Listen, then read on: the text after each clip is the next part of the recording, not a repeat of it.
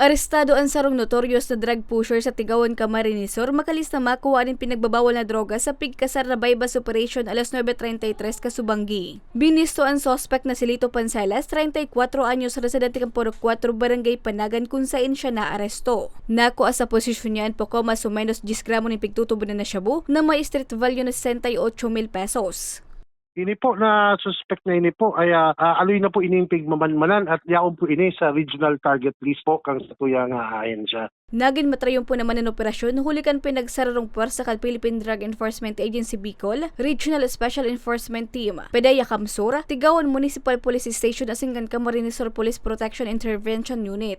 In behalf po of PDEA Region Office 5, gusto mi pang ipaabot sa gabos pong Bicolano na kung ano man po ang mga accomplishment na nagigibumi at magigibumi pa, ay dakulaon po ang parte nindo dyan. Na indo po nag-aabot ang samuyang mga informasyon at ini po ang nagagamit mi para madakop ta po ini mga paratinda ng drogas sa tuyang hindi po sa Bicol. Nasa kustodiya pa kan Pedaya ang sospek at sinahampang sa kasong pagbalgar sa Akta Republika 91-65 o ang pagbalgar sa Comprehensive Dangerous Drugs Act of 2002.